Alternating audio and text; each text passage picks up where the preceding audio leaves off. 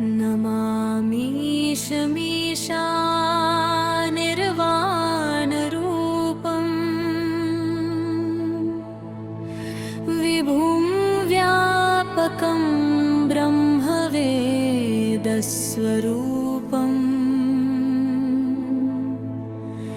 निजं निर्गुणं निर्विकल्पं निरीहं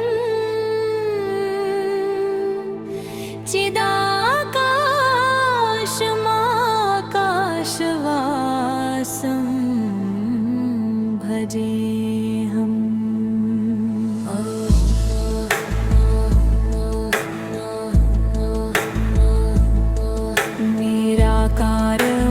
निराकारमोकारमूलं तुरीयायं गिराजानगोतीतमीशं गिरीशं करालं महाकालकालं कृपालं गुणागारसंसारपारं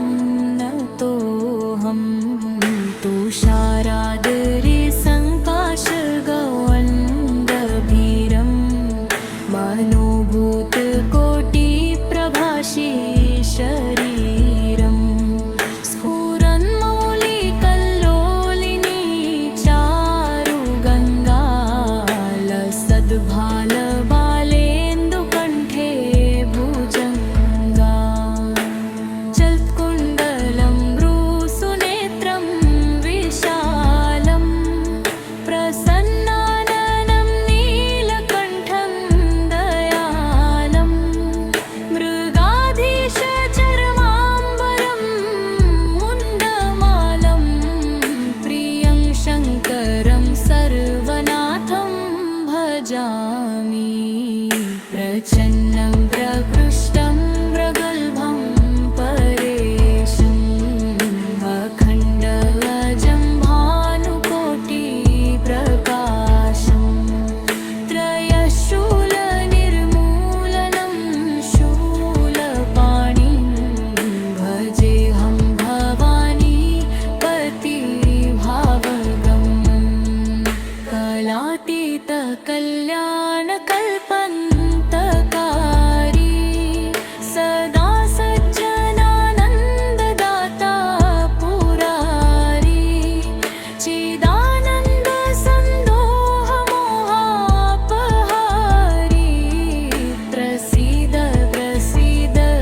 प्रभो मन्मथानि यावद्भूमानाथ पादाविन्दं भजन्ति ह लोके परिवानाणां न तावत् सुखशान्तिसन्तापनाशं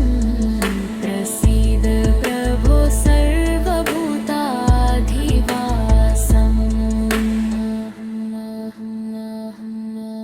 न जानामि योगं जपं नैव पूजा नतोऽहं सदा सर्वदा शम्भुतुभ्यं जराजन्म दुःखौगतातप्यमानं प्रभो पाहि पुन्नमामीश शम्भो रुद्रष्टकमिदं रोक्तं विप्रेण हरतोषये ये पठन्ति नरा भक्त्या तेषां शम्भुः प्रसीदति निर्वाणरूपम् विभुं व्यापकं ब्रह्मवेदस्वरूपम्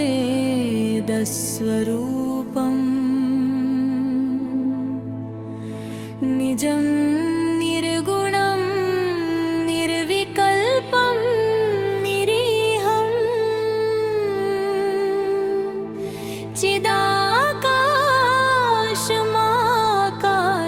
चिदाकाशमाकाशवासं भजेऽहम्।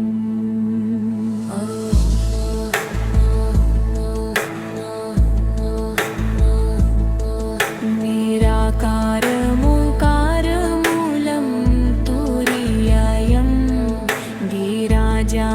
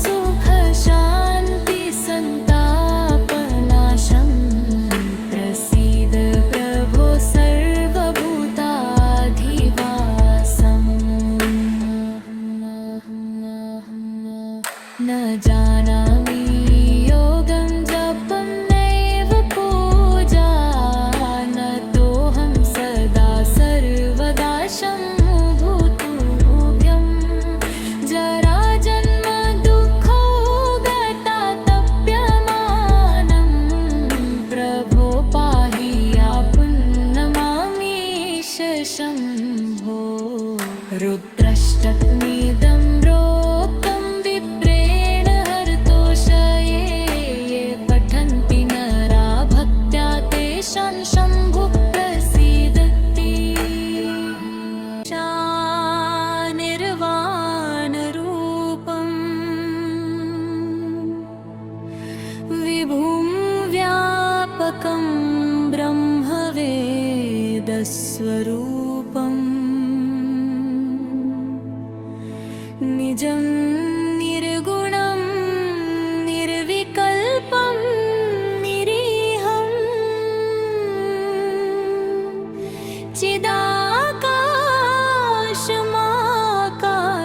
चिदाकाशमाकाशवासं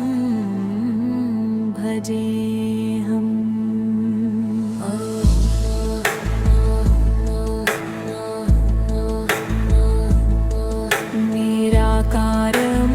निराकारमोकारमूलं तुरीयायं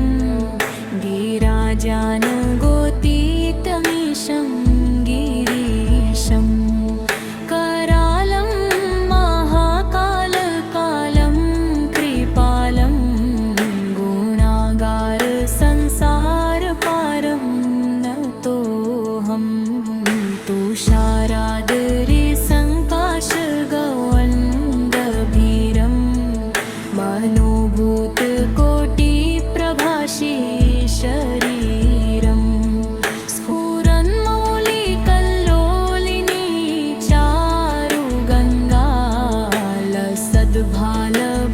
चारुगङ्गालसद्भालबालेन्दुकण्ठे भुजङ्गा चल्कुण्डलं भ्रूसुनेत्रं विशालं प्रसन्नाननं नीलकण्ठं दयालं मृगाधीशचर्माम्बरं मुण्डमालं प्रियं शङ्करं सर्वनाथं भजामि प्रच्छन्नं प्रकृष्टं प्रगल्भं परेशं अखण्डगजं भानुकोटिप्रकाशं त्रयशूलनिर्मूलनं शूलपाणिं भजेऽहं भवानी पतिभावगम् कलातीतकल्याणकल्पन्तकारी सदा सज्जनानन्ददाता पुरारी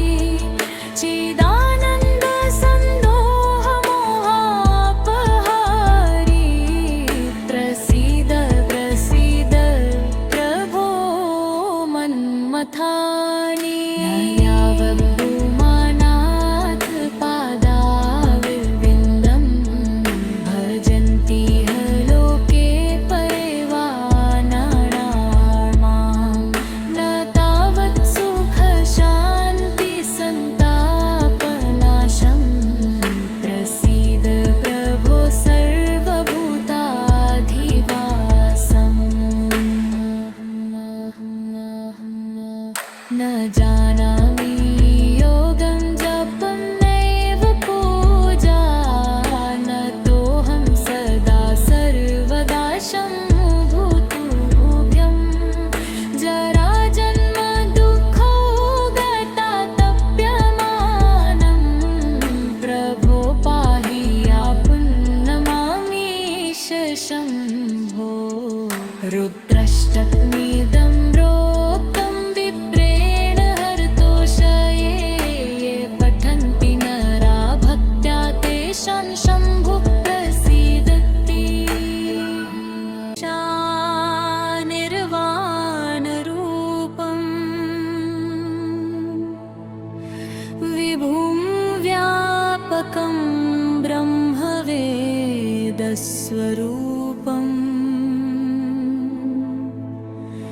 निजं निर्गुणं निर्विकल्पं निरीहं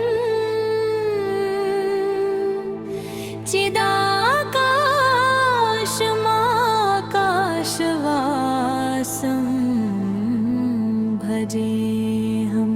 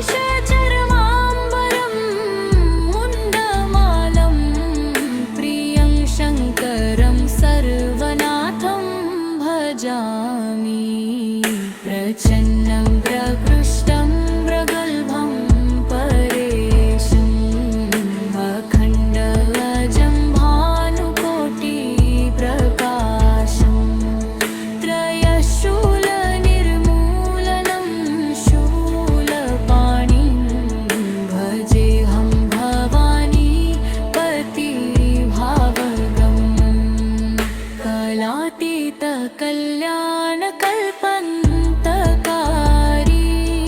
सदा सज्जनानन्ददाता पुरारी चिदानन्द सन्दोहमोहापहारी प्रसीद प्रसीद प्रभो मन्मथानि यावद्भूमानाथ पादाविन्दं भजन्ति लोके परिवानानां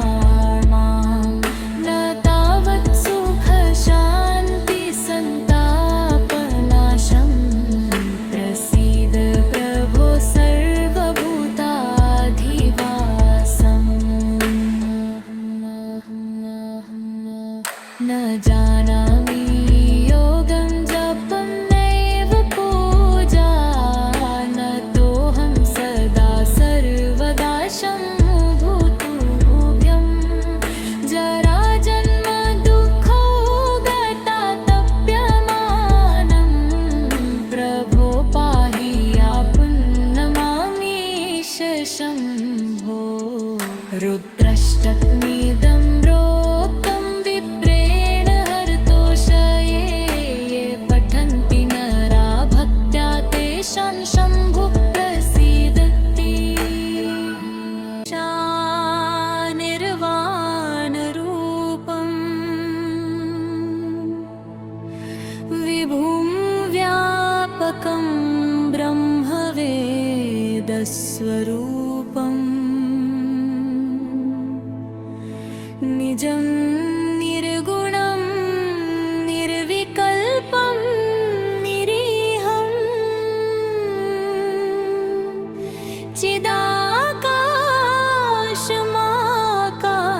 चिदाकाशमाकाशवासं भजेऽहम्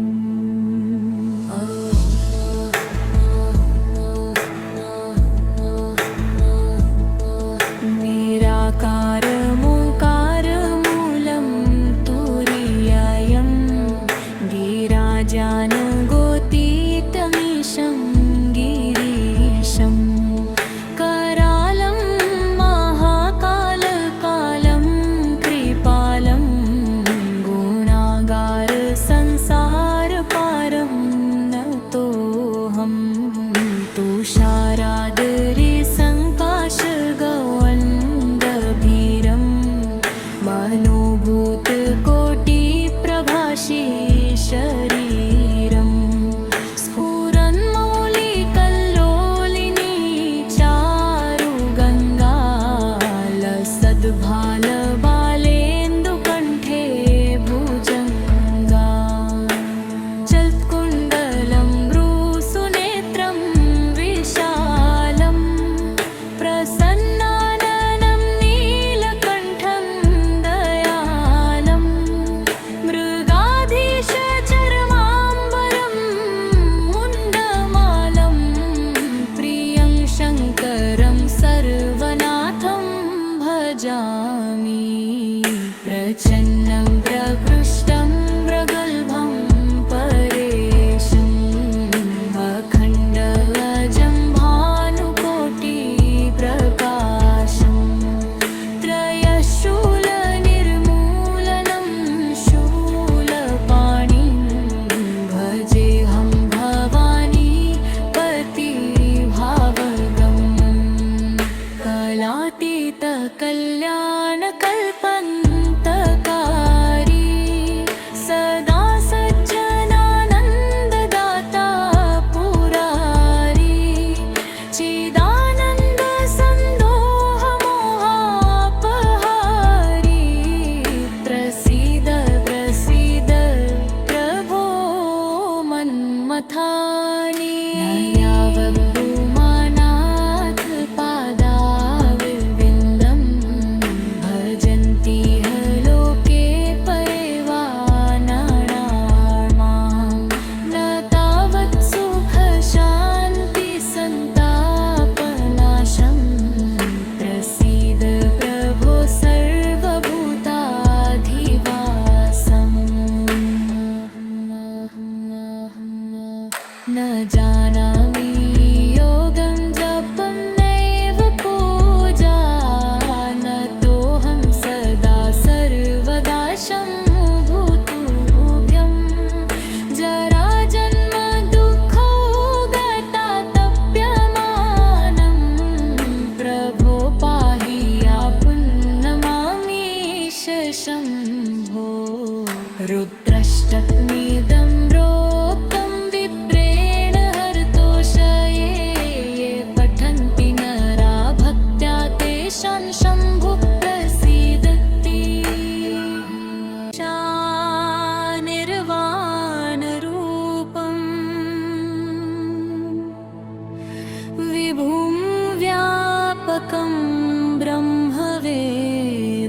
वेदस्वरूपम् निजं निर्गुणं निर्विकल्पं निरीहं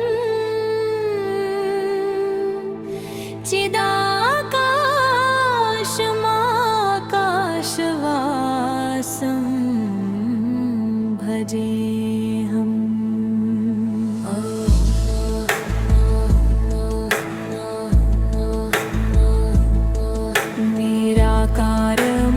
निराकारमोकारमूलं तुरीयायं गिराजानगोतीतमीशं गिरीशं करालं महाकालकालं कृपालं गुणागारसंसारपारं नतोऽहं तुषारादरिसङ्काशगौवन्दभीरं मनोभूतकोटिप्रभाषी शरीरं स्फुरन्मौलिकल्लोलिनी चारुगङ्गालसद्भालबालेन्दुकण्ठे भुजङ्गा चल्कुण्डलं भ्रूसुनेत्रं विशालं प्रसन्नाननं नीलकण्ठं दयालं मृगाधीशचर्माम्बरं मुण्डमालं प्रियं शङ्करं सर्वनाथं भजामि प्रचन्नं प्रकृष्टं प्रगल्भं परेशं अखण्डवजं भानुकोटिप्रकाशं त्रयशूलनिर्मूलनं शूलपाणिं भजेऽहं भवानी पतिभावगम्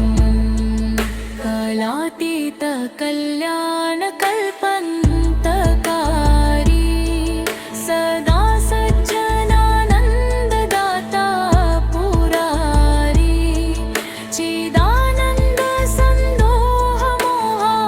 चिदानन्दसन्दोहमोहापहारी प्रसीद प्रसीद प्रभो मन्मथानि यावद्भूमानाथ पादाविन्दं भजन्ति ह लोके परिवानाणां न तावत् सुखशान्तिसन्तापनाशं प्रसीद प्रभो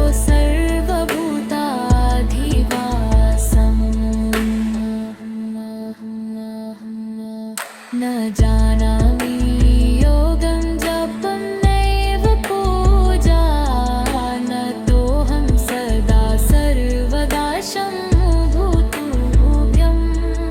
जराजन्म दुःखौगतातप्यमानं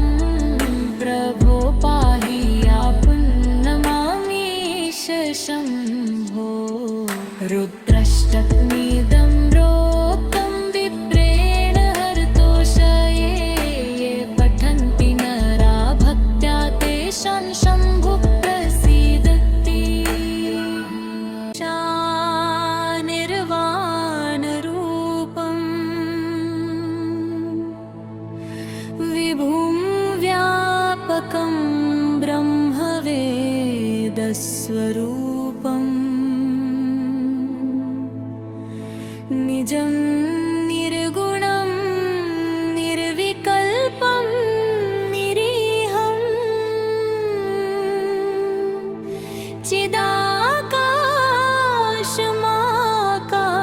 चिदाकाशमाकाशवासं भजेऽहम्।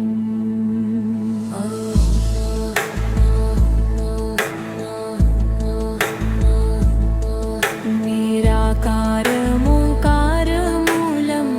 तुरीयायं गिराजानगोतीतमीशं गिरीशं करालं महाकालकालं कृपालं गुणागारस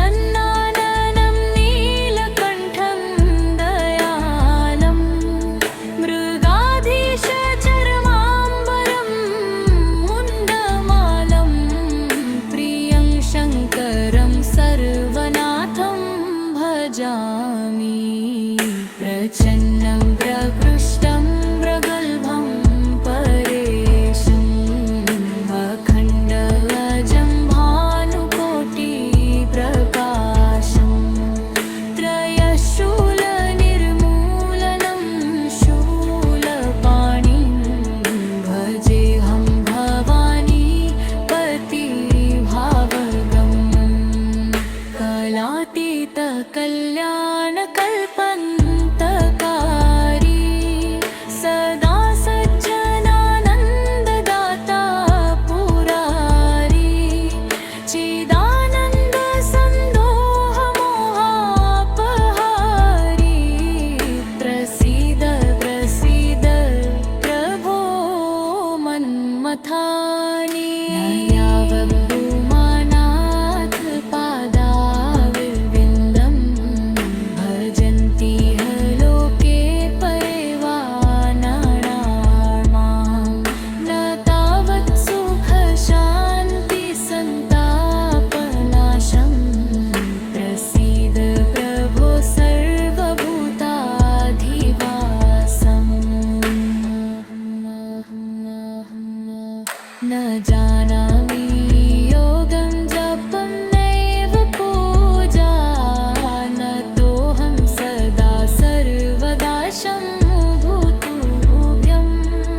जराजन्म दुःखौ गता तप्यमानं प्रभो पाहि पुन्नमामीश शम्भो रुद्रष्टकमिदं रोक्तं विप्रेण हरतोषये ये पठन्ति नरा भक्त्या तेषां शम्भु प्रसीदति निर्वाणरूपम् विभुं व्यापकं ब्रह्मवेदस्वरूपम् निजं निर्गुणं निर्विकल्पं निरीहं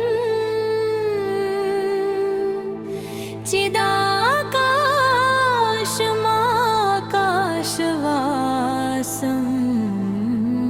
भजेऽहम्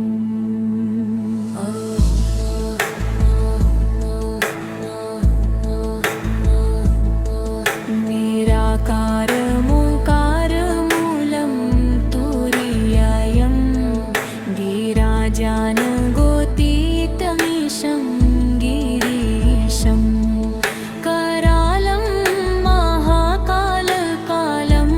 कृपालं गुणागारसंसारपारं नतोऽहं तुषारादरे सङ्काशगौवन्दभीरं मनोभूतकोटिप्रभाषी शरीरं स्फुरन्मौलिकल्लोलिनी चारुगङ्गा लसद्भालबालेन्दुकण्ठे भुजङ्गा चल्कुण्डलं भ्रूसुनेत्रं विशालं प्रसन्नाननं नीलकण्ठं दयालं मृगाधीशचर्माम्बरं मुण्डमालं प्रियं शङ्करं सर्वनाथं भजामि प्रच्छन्नं प्रकृष्टं प्रगल्भं परेशं अखण्डगजं भानुकोटिप्रकाशं त्रयशूलनिर्मूलनं शूलपाणिं भजेऽहं भवानी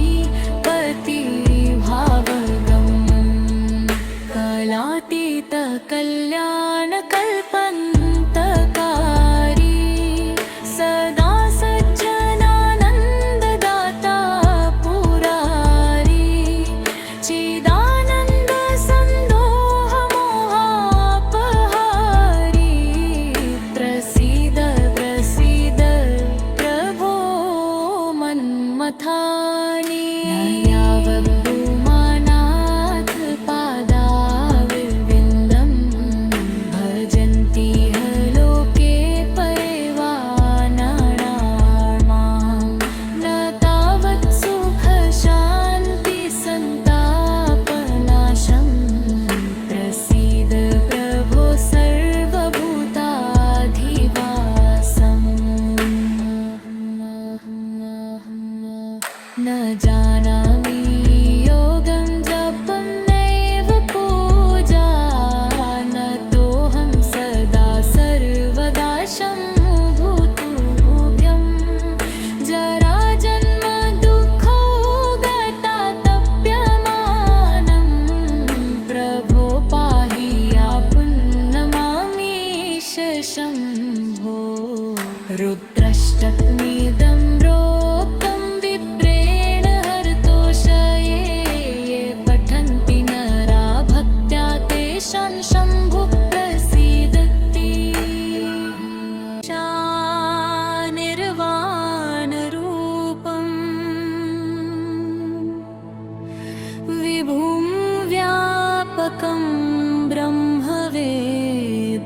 स्वरूपम्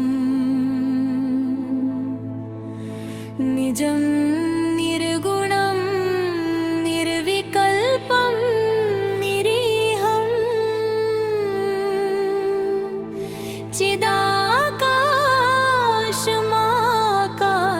चिदाकाशमाकाशवासं भजेऽहम्।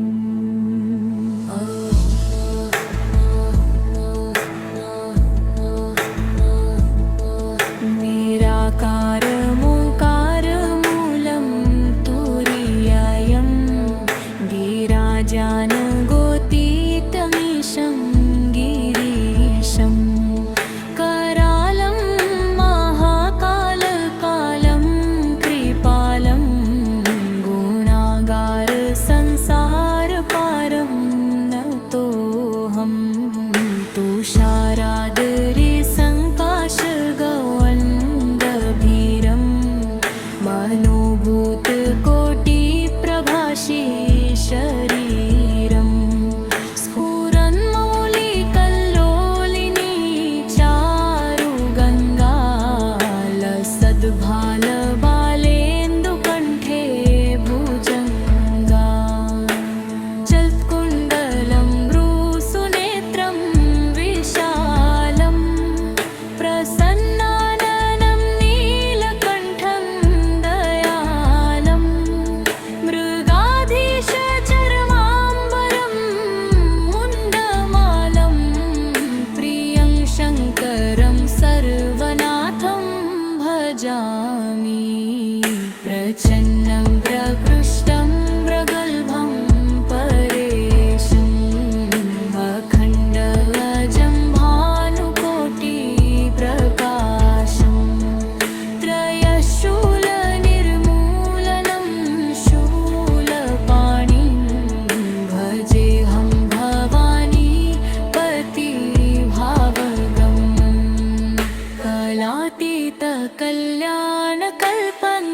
कलातीतकल्याणकल्पन्तकारी सदा सज्जनानन्ददाता पुरारी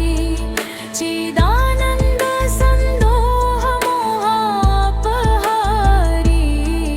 प्रसीद प्रसीद प्रभो मन्मथानि यावद्भूमानाथ पादाविन्दं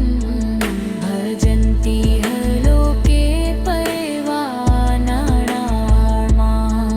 न तावत् सुखशान्तिसन्तापनाशं प्रसीद प्रभो सर्वभूताधिवासम् न जानामि योगं जपं नैव पूजा नतोऽहं सदा सर्वदा शम्भुतुभ्यं जराजन्म दुःखौगतातप्यमानं प्रभो पाहि आपुन्नमामीश शम्भो रुद्रष्टकमिदं प्रोक्तं विप्रेण हरतोषये ये पठन्ति नरा भक्त्या तेषां शम्भुः प्रसीदति निर्वाणरूपं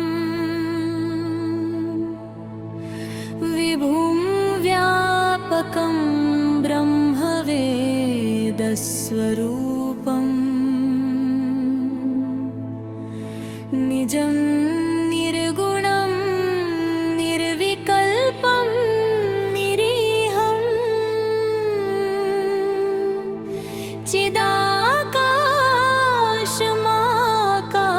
चिदाकाशमाकाशवासं भजेऽहम्।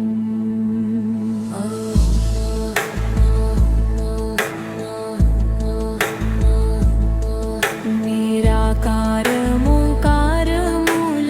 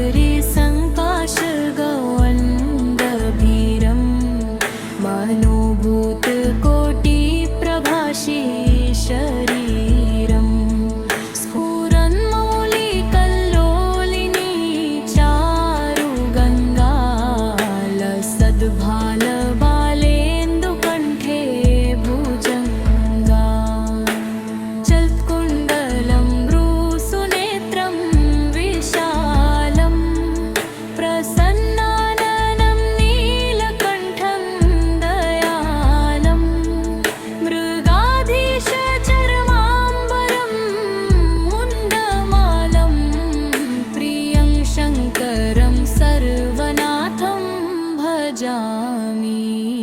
प्रच्छन्नं प्रकृष्टं प्रगल्भं परेशम् अखण्डगजं भानुकोटिप्रकाशम् त्रयशूलनिर्मूलनं शूलपाणिं भजेऽहं भवानी पतिभावगम् कलातीत कल्याणकल्पन्तकारी सदा सज्जनानन्ददाता पुरारी चिदानन्द सन्दोहमोहापहारी प्रसीद प्रसीद प्रभो मन्मथानि यावद्भूमानाथ पादाविन्दं भजन्ति लोके परिवानानां न तावत् सुखशान्तिसन्तापनाशं प्रसीद प्रभो सर्वभूताधिवासम् न जानामि योगं जपं नैव पूजा न तोऽहं सदा सर्वदा शम्भुतुभ्यं जराजन्म दुःखौ गता तप्यमानं प्रभो पाहि पुन्नमामीश शम्भो रुद्रष्टकमिदं रोक्तं विप्रेण हरतोषये ये पठन्ति नरा भक्त्या तेषां शम्भु प्रसीदति निर्वाणरूपम् विभुं व्यापकं ब्रह्मवेदस्वरूपम् निजं निर्गुणं निर्विकल्पं निरीहं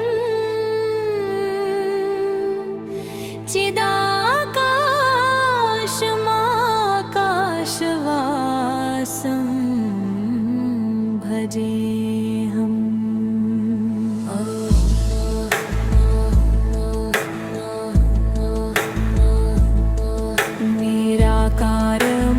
निराकारमोकारमूलं तुरीयायं गिराजानगोतीतमीशं गिरीशं करालं महाकालकालं कृपालं गुणागारसंसारपारं नतोऽहं तुषारादरे सङ्काशगौवन्दभीरं मनोभूतकोटिप्रभाषी शरीरं स्फुरन्मौलिकल्लोलिनी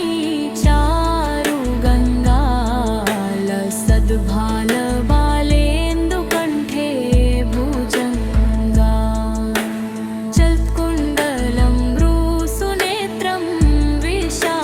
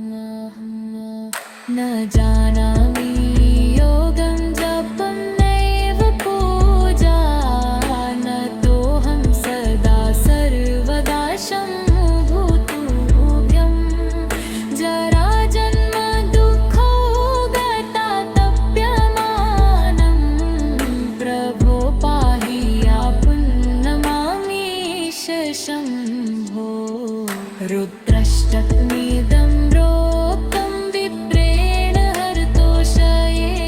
ये पठन्ति नरा भक्त्या तेषां शम्भुः प्रसीदति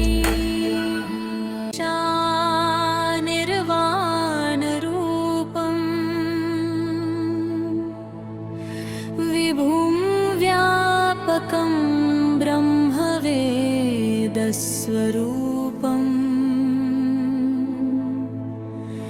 निजं निर्गुणं निर्विकल्पं निरीहं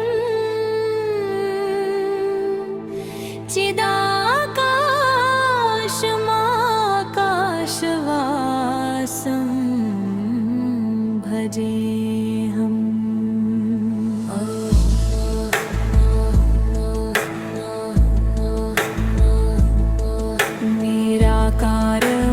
निराकारमोकारमूलं तुरीयायं गिराजानगोतीतमीशं गिरीशं करालं महाकालकालं कृपालं गुणागारसंसारपारं नतोऽहं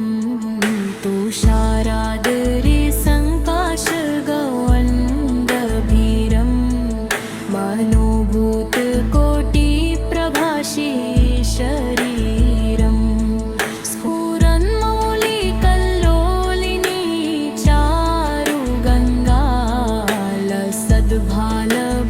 चारुगङ्गालसद्भालबालेन्दुकण्ठे भुजङ्गा चल्कुण्डलं भ्रूसुनेत्रं विशालं प्रसन्नाननं नीलकण्ठं दयालं मृगाधीशचर्माम्बरं मुण्डमालं प्रियं शङ्करं सर्वनाथं भजामि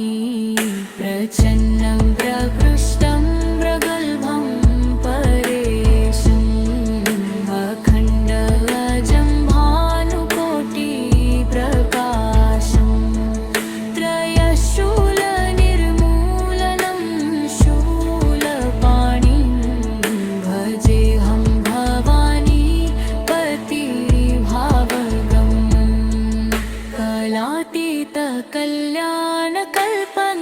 कलातीतकल्याणकल्पन्तकारी सदा सज्जनानन्ददाता पुरारी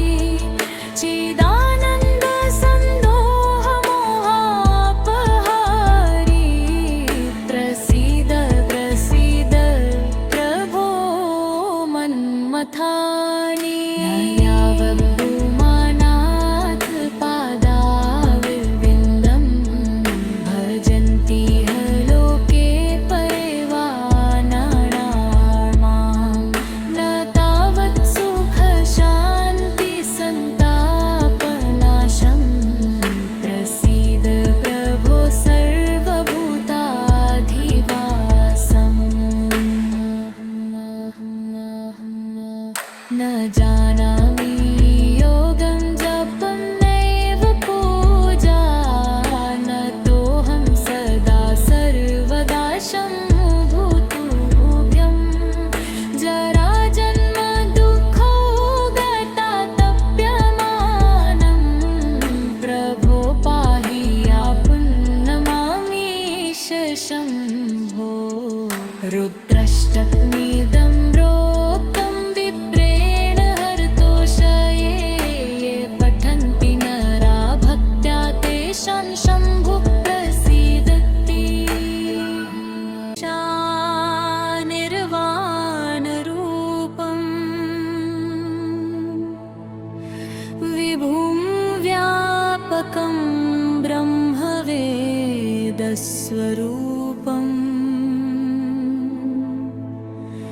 निजं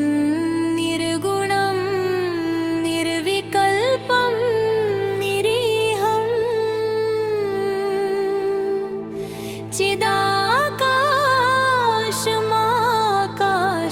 चिदाकाशमाकाशवासं भजेऽहम्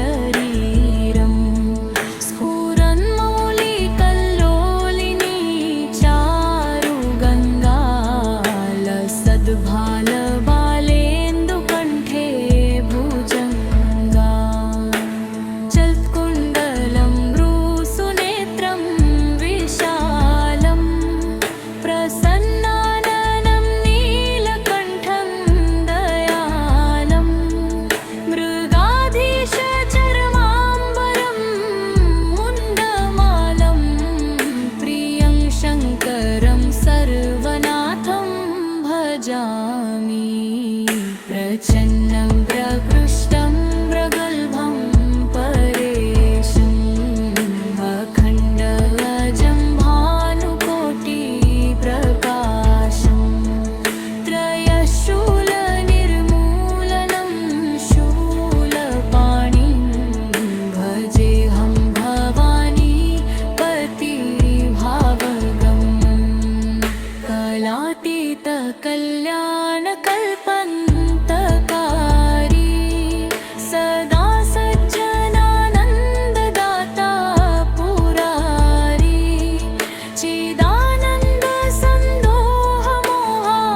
चिदानन्दसन्दोहमोहापहारी प्रसीद प्रसीद प्रभो मन्मथानि यावद्भूमानाथ पादाविन्दं भजन्ति ह लोके परिवानराणां न तावत् सुखशान्तिसन्तापनाशं प्रसीद प्रभो सर्वभूताधिवासम् न जानामि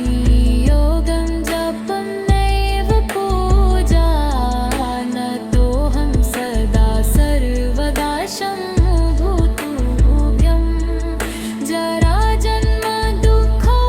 गता तप्यमानं प्रभो पाहि पुन्नमामीश शम्भो रुद्रष्टकमिदं रोक्तं विप्रेण हरतोषये ये पठन्ति नरा भक्त्या तेषां शम्भुः प्रसीदति निर्वाणरूपम् विभुं व्यापकं ब्रह्मवेदस्वरूपम् निजं निर्गुणं निर्विकल्पं निरीहं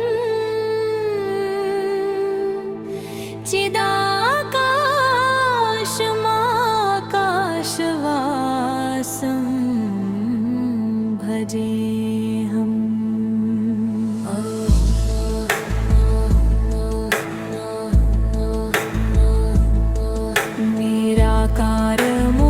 निराकारमोकारमूलं तुरीयायं गिराजानगोतीतमीशं गिरीशं करालं महाकालकालं कृपालं गुणागारस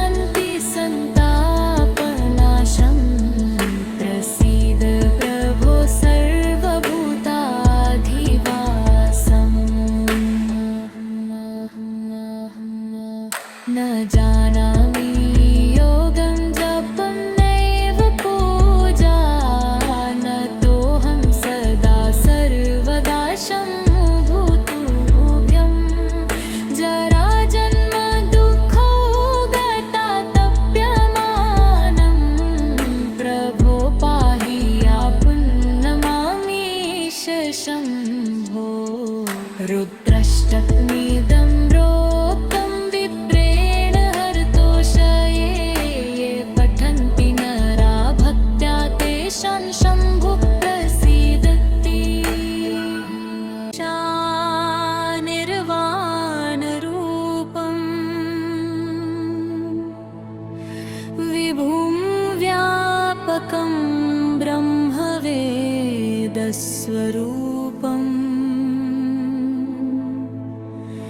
निजं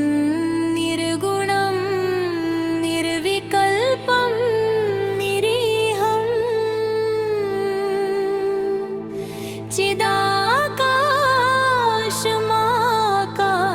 चिदाकाशमाकाशवासं भजेऽहम्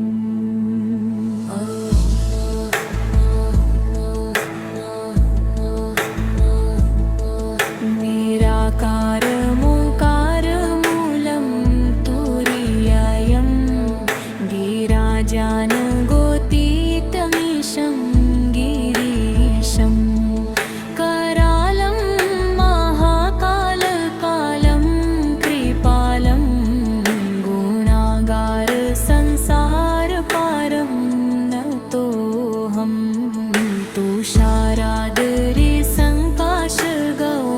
तुषारादरिसङ्काशगौवन्दभीरं मनोभूतकोटिप्रभाषी शरीरं स्फुरन्मौलिकल्लोलिनी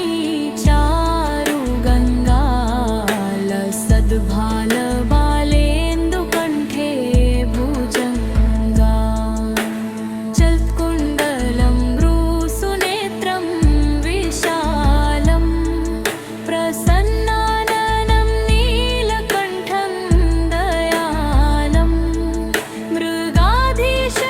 मृगाधीशचर्माम्बरं मुण्डमालं प्रियं शङ्करं सर्वनाथं भजामि प्रच्छन्नं प्रकृष्टं प्रगल्भं परेशं अखण्डगजं भानुकोटिप्रकाशं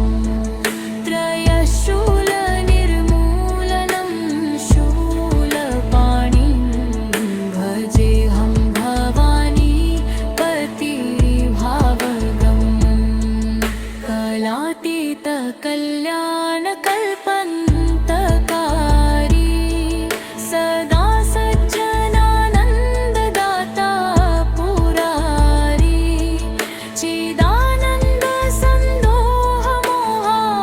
चिदानन्दसन्दोहमोहापहारी प्रसीद प्रसीद प्रभो मन्मथानि